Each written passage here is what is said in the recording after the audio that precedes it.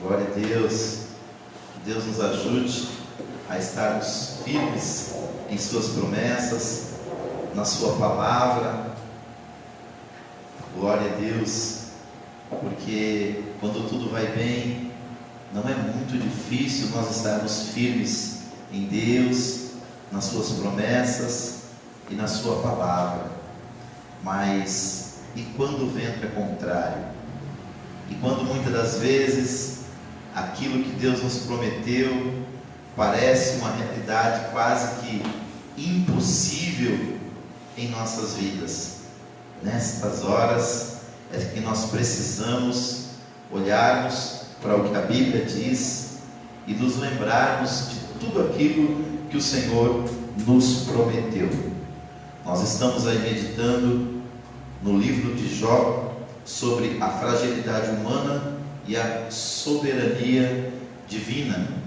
Já há muitos trimestres nós estamos utilizando as lições bíblicas da CPAD, a Casa Publicadora das Assembleias de Deus, e nesse trimestre o tema é a fragilidade humana e a soberania divina, o sofrimento e a restauração de Jó.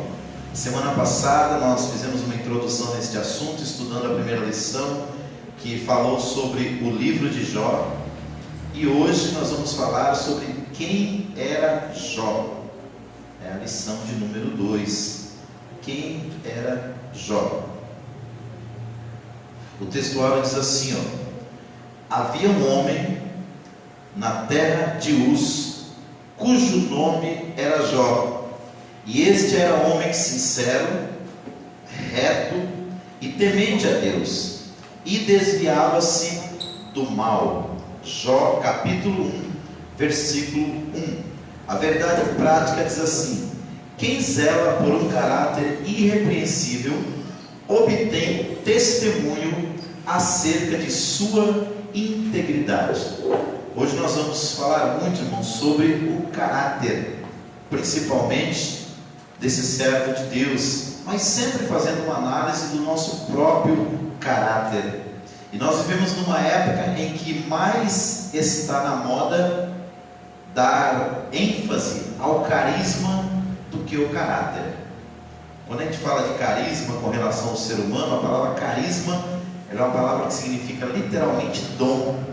Mas quando nós falamos disso como característica do ser humano, nós falamos daquela pessoa que a atitude dela é uma atitude magnética, que atrai as pessoas, que emociona as pessoas, que tem um brilho todo especial. Isso é muito bom, isso é um dom de Deus também, é algo que Deus concedeu ao ser humano. Mas de nada vale o carisma se ele não estiver sustentado numa base sólida, que é o caráter.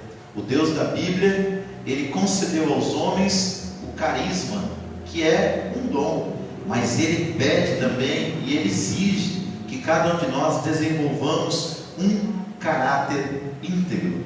A nossa leitura bíblica hoje está no livro de Jó, capítulo 1, do versículo 1 até o 5, que diz assim: havia um homem na terra de Uz, cujo nome era Jó, e este era homem sincero, reto e temente a Deus, e desviava-se do mal.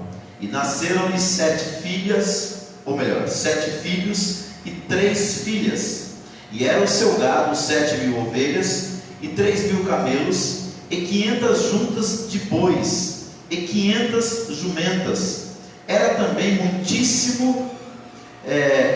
tinha também muitíssima gente ao seu serviço, de maneira que este homem era maior do que todos os do Oriente. E iam seus filhos e faziam banquetes em casa de cada um no seu dia, e enviavam e convidavam as suas 3 irmãs a comerem e beberem com eles. Sucedeu, pois, que tendo decorrido o turno de dias de seus banquetes, enviava Jó e os santificava, e se levantava de madrugada e oferecia holocausto segundo o número de todos eles, porque dizia Jó: porventura pecaram meus filhos e blasfemaram de Deus no seu coração. Assim o fazia Jó continuamente. Vamos fazer uma breve oração? Pai, nós te agradecemos pela tua palavra, que é luz para o nosso caminho e lâmpada para os nossos pés. Pedimos que o Senhor nos ajude a caminhar pelas Escrituras Sagradas no decorrer desta ministração desta noite, e que tua palavra, Senhor, seja um guia eficaz para a nossa vida, pois ela é o nosso manual de regra, fé e prática. Ajuda-nos, Senhor querido, a valorizarmos as Escrituras Sagradas cada dia mais, para que seja o condutor não apenas da nossa fé, mas da nossa vida prática, Senhor. Obrigado por cada conselho da tua palavra, e obrigado por ela ser este alimento espiritual que mata a nossa fome e que mata a nossa sede espiritual, Senhor. Fala aos nossos corações mais uma vez nesta noite, através da vida de Jó. É o que nós te pedimos e te agradecemos no nome de Jesus. Queridos, nós temos um objetivo com essa ministração desta noite, um objetivo principal, que é demonstrar que Jó foi um homem rico. A Bíblia chega a dizer que ele era o homem maior do que todos os do Oriente, mas que, diferente dos demais, ele tinha um caráter íntegro. Hoje nós vamos perceber pela nossa lição, pelos comentários, pelos versículos que vamos ler, que ser rico não é um problema. Pelo contrário, ser rico pode ser uma oportunidade de servir a Deus com os bens e ajudar muitas pessoas. Agora, o coração da pessoa, ela tem que estar em consonância com a vontade e com os princípios eternos de Deus. O dinheiro, ele só traz para fora aquilo que está lá dentro. Se o coração do homem for mau, vai se cumprir aquilo que está lá em Timóteo, capítulo 6, versículo 10. Naquela carta, Paulo diz que o amor ao dinheiro é a raiz de toda espécie de males. Mas se o coração dessa pessoa for bom, o dinheiro, suas fazendas, seus bens, será uma oportunidade singular para essa pessoa ajudar muitas vidas e abençoar a sociedade, como fez o patriarca Jó. Vamos lá para a nossa introdução? O autor sagrado não elabora uma biografia de Jó, mas traça um perfil que diz muito sobre esse gigante da fé. Jó foi um homem diferente, não em natureza, pois ele era igual aos demais de sua época. Todavia foi, sem dúvida, distinto na espiritualidade. Ele foi um homem que não apenas possuía bens materiais e uma família sólida, mas mantinha profunda comunhão com Deus. Assim, nesta lição, destacaremos alguns traços da vida e espiritualidade de Jó. Obrigado, pastora Denise. Então, o ponto central desta lição, queridos, é a gente entender que o temor do Senhor é a base de uma vida reta e íntegra. E isso havia na vida de Jó. Aqui o comentarista diz que é traçado um perfil que diz muito sobre esse gigante da fé. E isso mostra que ele era um homem diferente, não no aspecto físico, não no aspecto como ser humano, mas na sua espiritualidade. Nós vivemos uma época em que a espiritualidade ela está muito conectada ao templo, ou seja, ao ambiente religioso. E eu costumo dizer nas minhas ministrações que aqui dentro da igreja quase todos parecem anjos, não é verdade? Se olhar bem de perto assim, pode aparecer até a ponta da asa, ou até uma auréola. Só que quando a gente sai da porta para fora, muitas vezes a nossa vida ela não está em concordância com aquilo que está escrito, com aquilo que a gente prega, ou com aquilo que a gente louva.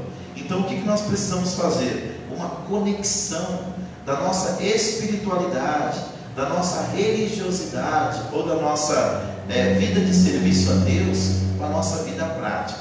E Jó fazia isso de uma forma muito sublime, de tal maneira que as suas aquisições financeiras, materiais, os seus bens, nunca lhe subiram à cabeça. De tal maneira que quando ele perdeu tudo isso, ele entendeu que ele não tinha perdido a comunhão com Deus e nem agravou a Deus pelo que lhe sucedera. Então nós vamos entender que isso gerou também, está aqui na lição, ele possuía bens materiais e uma família sólida e mantinha uma profunda comunhão com Deus. Então, que o seu padrão de vida espiritual, moral, ético, possa influenciar a sua família a servir a Deus também. Eu sempre digo que é nosso papel ensinar, e é papel dos nossos filhos e entes queridos viver. Vai chegar uma determinada idade que eles terão que escolher, mas se eles tiverem na sua vida, na minha vida, um exemplo, vai ficar mais fácil para eles tomarem decisões concernentes ao reino de Deus, mesmo tendo o livre-arbítrio. Eles terão uma impressão positiva através do relacionamento que você tem com Deus. Então vamos lá, primeiro tópico: um homem de caráter irretocável. Íntegro. O caráter define que uma pessoa é de verdade. Ela é vista a partir dos valores que governam a sua vida interior.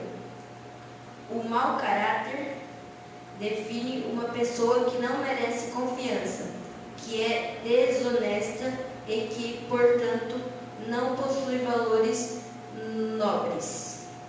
Jó não era um homem sem pecado, mas tinha um caráter irretocável.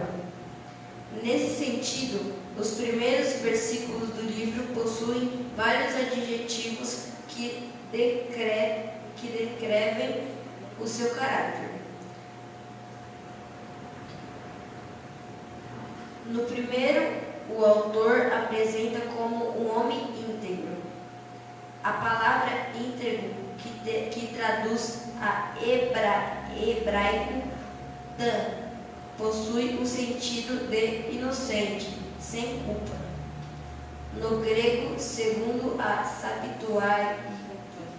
Septuaginta, a palavra aletinos remete ao que é verdadeiro. Assim, podemos afirmar que Jó era sincero nas intenções, afeições e diligentes nos esforços para cumprir seus deveres para com Deus e os homens. 2. Reto. Ele também era um homem reto, que no hebraico Yassá tem um sentido de alguém justo, direto.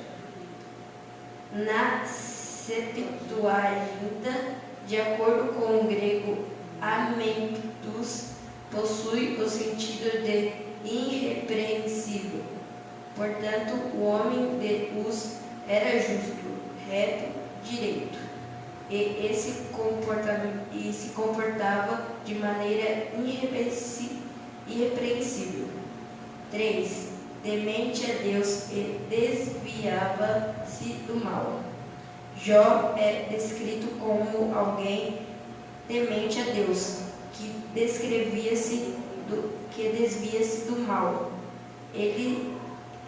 Estas palavras, de acordo com os termos relativos ao hebraico sur e yare, traduzem a ideia de que alguém quer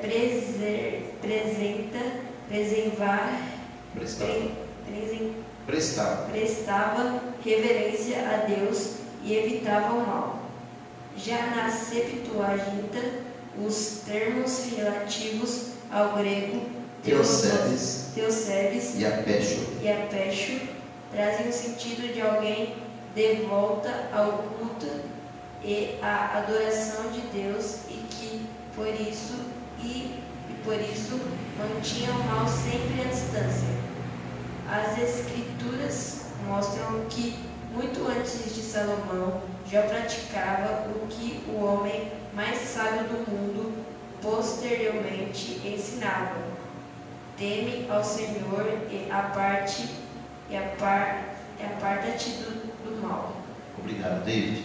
Então, o que nós vemos aqui, irmãos? No primeiro tópico é ressaltado aqui pelo comentarista que ele era um homem de caráter irretocável. E quem disse isso, quem deu testemunho de Deus, pensa, quando o seu pai dá testemunho de você, quando o seu patrão dá testemunho de você, quando a sua esposa ou seu marido dá testemunho de você, já é algo louvável, porque essa pessoa está próxima de você. Agora, quem deu esse testemunho sobre Jó foi o próprio Deus. Ele disse assim para Satanás: viste o meu servo Jó, homem íntegro, reto, temente e que se desvia do mal. Então aqui por diversas vezes foi citado a versão da Bíblia chamada Septuaginta. Para quem não sabe, a Septuaginta é a primeira e mais antiga tradução do grego do texto hebraico do Antigo Testamento. Como os irmãos já conhecem, o Antigo Testamento ele foi escrito no hebraico, a língua original lá dos judeus, e algumas palavras em aramaico. E o Novo Testamento foi escrito na língua grega. Então, a versão Septuaginta foi uma tradução feita a partir do Antigo Testamento para o grego. Então, é a mais antiga referência bíblica do Antigo Testamento na língua grega, que era a língua usada na época de Jesus em todo o Império Romano. Então, só para os irmãos entenderem, aqui fala que o caráter define o que uma pessoa é de verdade. Os valores de uma pessoa, a sua atitude, a sua personalidade, é aquilo que deriva do caráter. O caráter é algo que nós não podemos ver, porque o caráter está dentro de nós. Mas o que ele gera, que são os frutos, aparecem. Sejam frutos e caráter bom, ou sejam frutos e caráter ruim. Então é muito importante a gente se convencer que a ação do Espírito Santo na nossa vida é com o objetivo de trazer para fora aquilo que está dentro do nosso interior, certo? Outra coisa que é falado aqui é que, além dele ser um homem íntegro, queridos, um homem que tinha valores, que governava a sua vida de forma assim valorosa e nobre, Jó também, ele era um homem reto, e essa retidão dele era tanto para com Deus, mas também para com os seus semelhantes. Infelizmente, nós vivemos uma época muito distinta de alguns anos atrás. Antigamente, eu não sou desse tempo, mas os meus pais costumavam dizer assim, que o que um homem falava de pé, ele sustentava sentado, e vice-versa. E a palavra de um homem valia mais do que um papel escrito. Naquela época, muitas das vezes, quando uma pessoa dizia que era cristão, uma pessoa que dizia que servia a Deus e empenhava a sua palavra, as pessoas automaticamente acreditavam, porque dizia: este homem é uma pessoa de Deus, esta mulher é uma pessoa que representa Deus, então ela tem idoneidade. Agora, infelizmente hoje, por causa dos escândalos, muitas pessoas, o que está acontecendo? Elas estão, muitas das vezes, frequentando as igrejas, mas elas não mudam o seu caráter. E por não mudar o seu caráter, muitas das vezes o nome do Senhor é envergonhado. Então esta lição é para nós fazermos uma reflexão das nossas vidas. Ninguém é perfeito. Ninguém é perfeito. Ninguém vai conseguir agradar a todo mundo. Mas é possível sim, nós termos uma conduta acima da média. É possível sim nós sermos mais parecidos com Jesus, e aquilo que Ele ensinou, a nossa palavra sim pode ser sim ou não, não. Ou seja, sustentar nas palavras e na atitude aquilo que nós pregamos no altar. Alguém já disse: o que você faz fala tão alto que eu não ouço o que você diz. Então, quando o nosso caráter ele está alinhado com a vontade de Deus, ele se transforma em atitudes que coloca no coração das pessoas um desejo de servir a Deus, e não as repele, mas as atrai para o Senhor. Assim era Jó. Aqui diz que além de íntegro, ou seja, um homem sincero, um homem inteiro, a palavra íntegro significa inteiro, aquele que não é uma coisa aqui e outra coisa lá. Ele é uma pessoa inteira. Ele também era um homem reto, ou seja, alguém justo, alguém direito, alguém que quando as pessoas olham assim, falam: poxa vida, fulano de tal é uma pessoa idônea, é uma pessoa que você pode acreditar. Quando ele diz que vai fazer, ele faz. Quando ele promete, ele cumpre. Terceiro, ele era um homem temente a Deus, e ele se desviava do mal. É interessante que lá em Provérbios, capítulo 9, versículo de número 10, o sábio Salomão, ele disse assim, o temor do Senhor é o princípio da sabedoria. O que ele está querendo dizer aqui? Que se eu quiser ser sábio, e para entender o que é sabedoria, sabedoria é você conseguir colocar em prática aquilo que você sabe na teoria. Conhecimento é teoria, sabedoria é prática. Então, quando nós conseguimos colocar em prática aquilo que nós aprendemos de Deus, nós nos tornamos pessoas sábias. E essa sabedoria vem de onde? Vem do temor. A palavra temor no original hebraico, ela significa respeito com amor. É semelhante a um filho que se aproxima do pai, que o ama de verdade, mas tem por ele grande reverência. É muito comum você ver pessoas assim, um pouco mais idosas, quando seus filhos se aproximam. Eu tenho 45 anos de idade. Toda vez que eu chego na casa da minha mãe, eu peço para que ela me abençoe. Eu olho para ela e quando ela começa a falar, pode estar todo mundo conversando. Quando a minha mãe começa a falar, todos os 8 filhos se calam para ouvi-la. Isso é o que? É temor, é um respeito amoroso. E é isso que Deus quer de nós. Então, quando nós tememos a Deus, nós respeitamos a sua palavra, Ele começa a mudar o nosso coração, nossa forma de pensar e a nossa forma de agir. Então, aqui Jó tinha esse temor, e por ter esse temor, ele se desviava do mal. Ou seja, muitas das vezes a gente sabe que uma coisa está errada, e mesmo sabendo que está errada, a gente vai lá e participa. Isso é falta o quê? De temor. Então, quando uma pessoa erra por ignorância, até a lei pune ela de uma maneira. Agora, quando uma pessoa erra sabendo, a punição criminal para ela é maior. Assim somos nós com relação às coisas de Deus. Por isso que a Bíblia diz: a quem mais é dado, mais será o quê? Requerido ou exigido. Portanto, quando nós tememos a Deus de verdade como Jó, nós estamos sabendo que aquilo é ruim, a gente se esforça para se desviar daquela situação, por mais tentação que ela represente. Segundo tópico, um homem sábio e próspero. Nós vamos ver aqui essas duas qualidades de Jó. Conselheiro sábio. As pessoas ricas que nem são sábias, nem tampouco prósperas. Possuem conhecimento, mas não entendimento.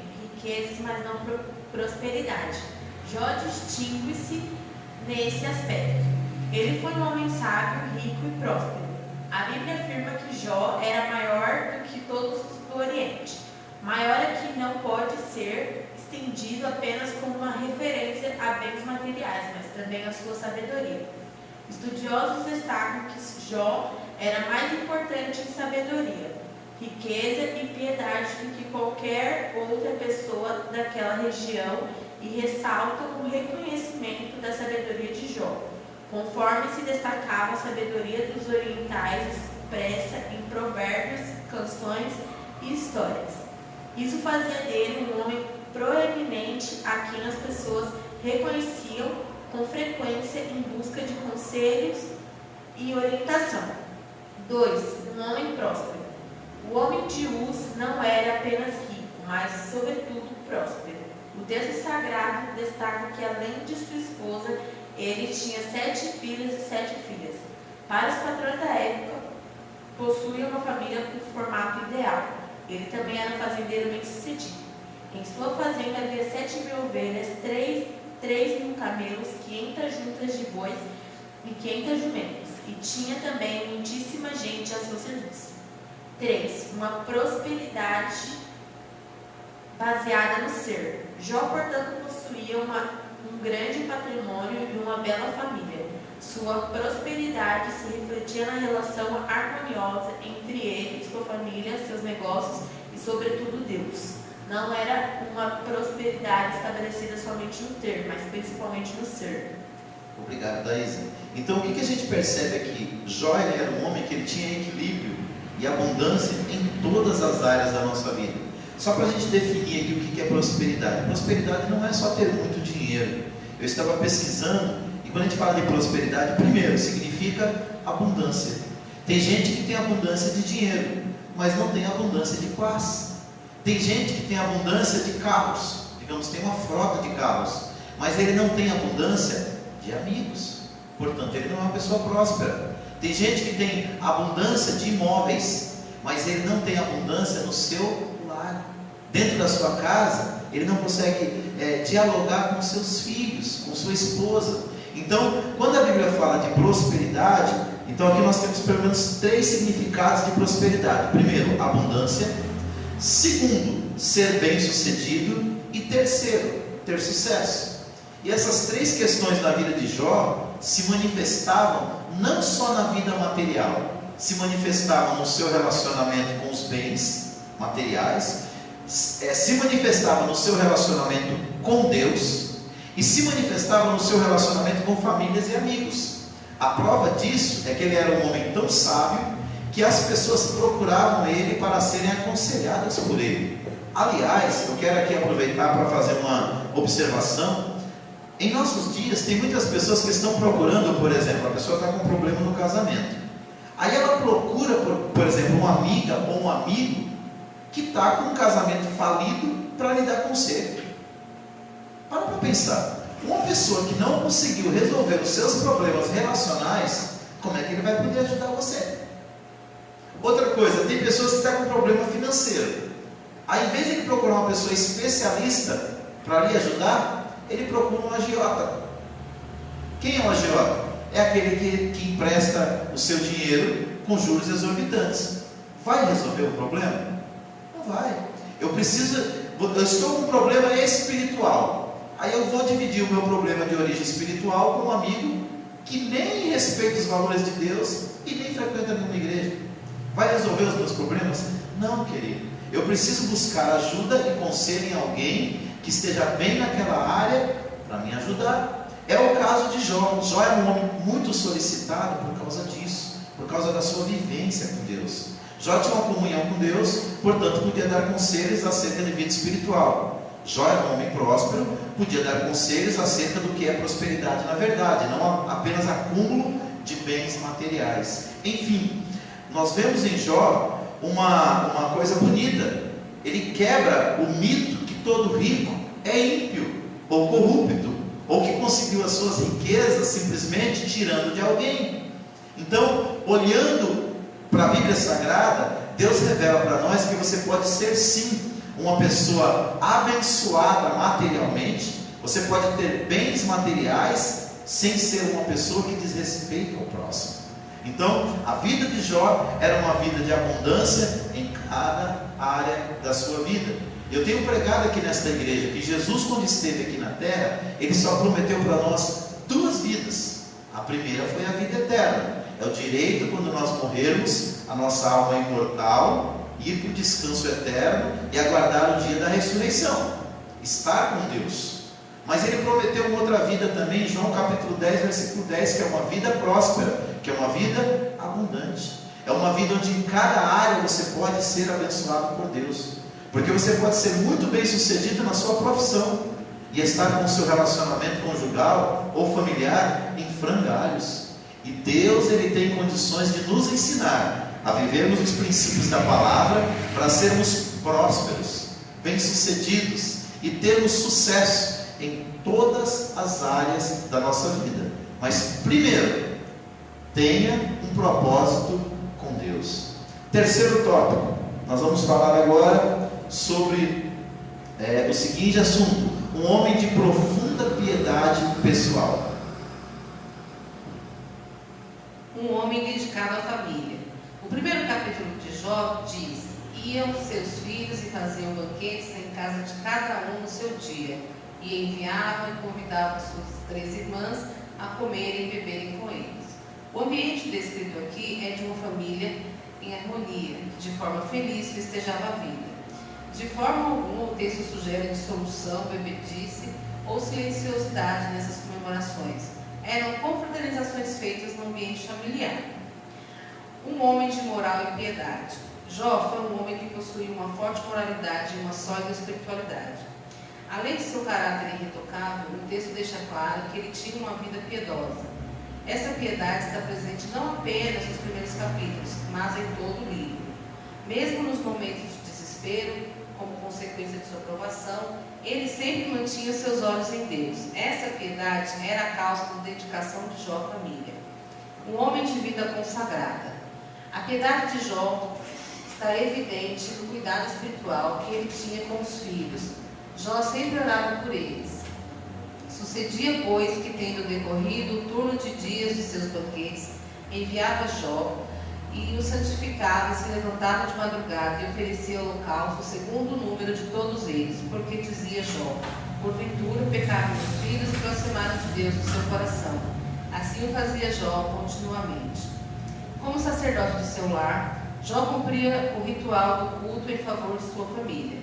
O levantar cedo ou de madrugada, como expressão idiomática do hebraico bíblico, é uma forma de enfatizar a piedade de Jó. Essa devoção é demonstrada pela consagração vivida por ele. O texto diz que ele se santificava.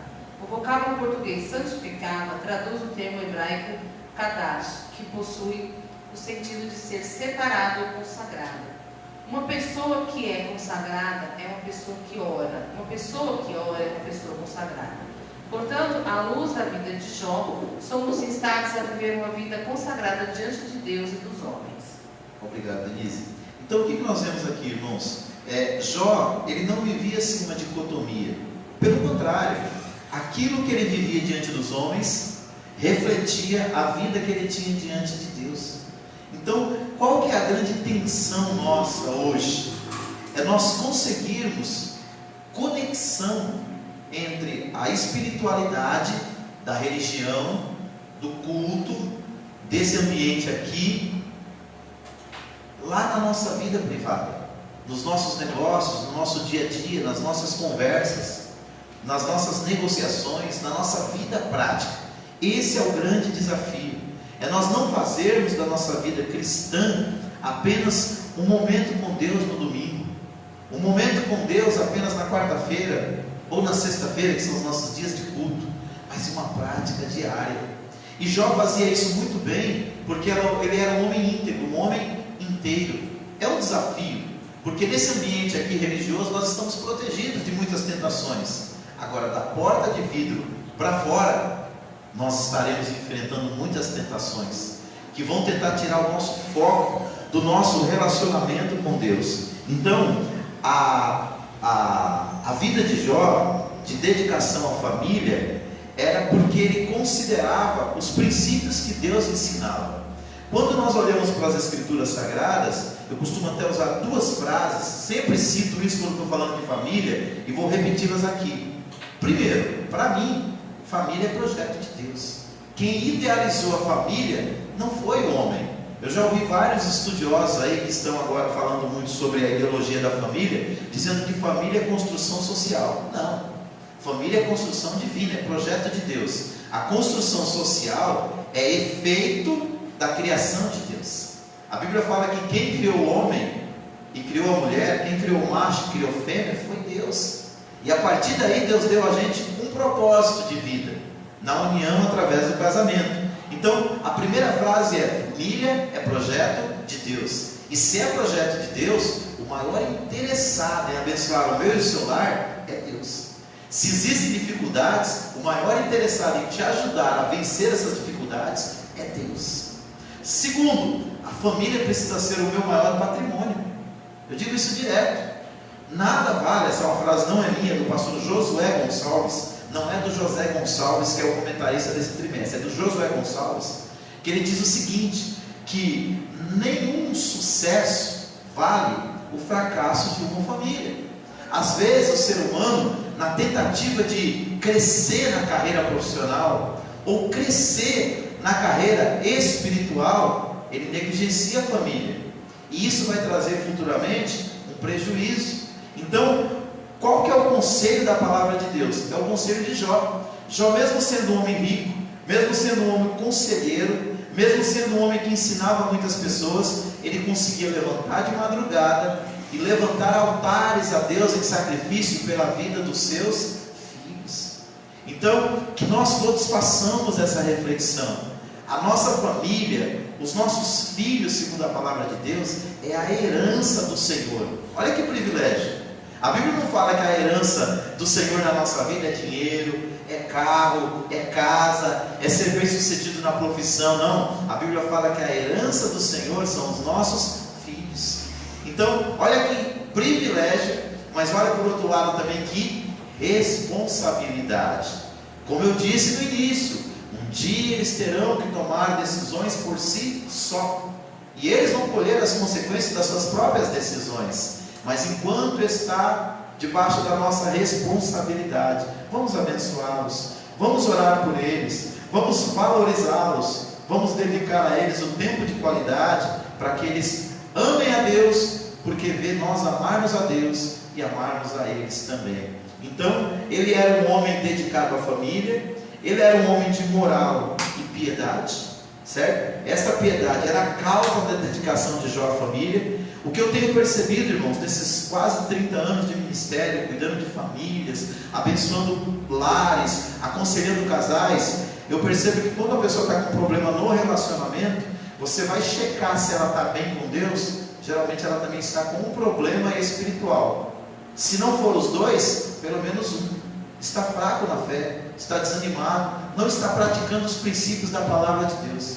Se ambos, se marido e mulher, se o casal se dedicar a colocar em prática o que Deus ensina, a possibilidade do seu casamento, da sua família, do seu relacionamento ser grandemente abençoado por Deus, é uma coisa que está clara nas Escrituras Sagradas. Mas vai depender do quê? Do posicionamento diante de Deus e dos princípios da palavra.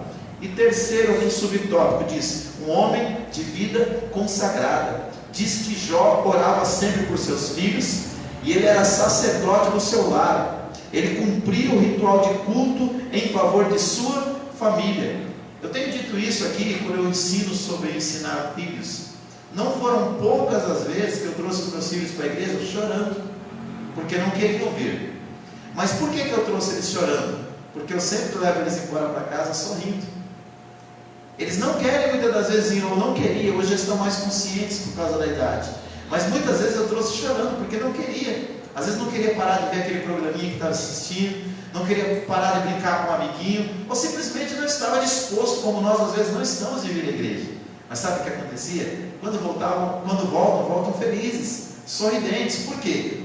O momento que estiveram aqui lhes fez bem. Então vale a pena a gente investir nisso. E concluímos aqui dizendo o seguinte: ser consagrado é ser separado para Deus. Uma pessoa que é consagrada é uma pessoa que ora, e uma pessoa que ora é uma pessoa consagrada. Gente, não tem como a gente falar que é uma pessoa consagrada a Deus se a gente não passa tempo com o Senhor, em oração, na sua palavra.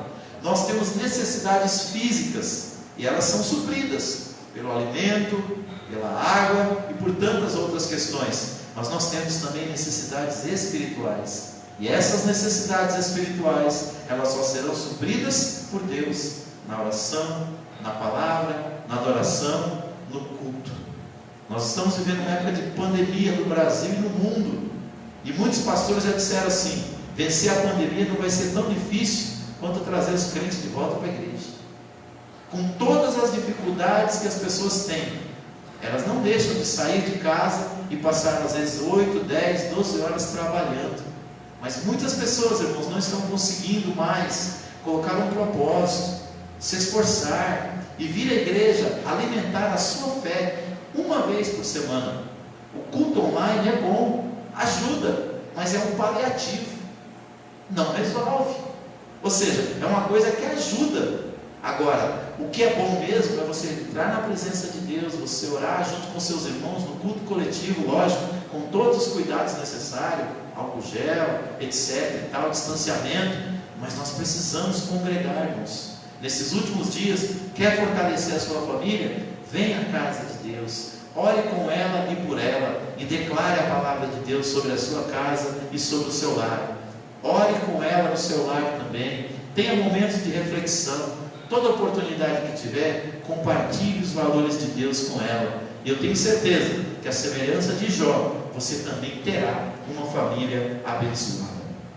Conclusão: destacamos 3 aspectos importantes acerca da vida de Jó. Primeiro, seu caráter. Segundo, sua prosperidade. E terceiro, sua piedade. Só compreenderemos devidamente a vida desse gigante da fé do Antigo Testamento a partir desta matriz. É possível que alguém seja rico, mas não possua caráter algum. Da mesma forma, é possível que alguém possua valores morais, sem contudo esboçar piedade alguma. Todavia, ninguém terá um caráter irretocável, não apenas fragmentos éticos morais, prosperidade, não apenas posses, piedade, não apenas religiosidade, se não conhecer a Deus na intimidade. Jó era assim, íntegro, reto, temente a Deus e se desviava do mal. Então fica para nós aqui uma reflexão: como vai o nosso relacionamento com Deus? Se o nosso relacionamento com Deus estiver bem, se nós estivermos em comunhão com o Senhor, haverá uma sabedoria e uma graça de Deus para nós lidarmos com as outras áreas da nossa vida. Deus é a base da nossa vida. Deus é a base de tudo. Dê tempo para Deus.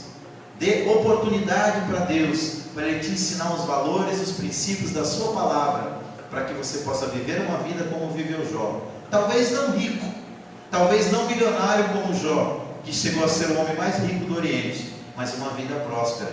Porque, como disse, prosperidade não é o tanto que você tem, é a forma como você vive.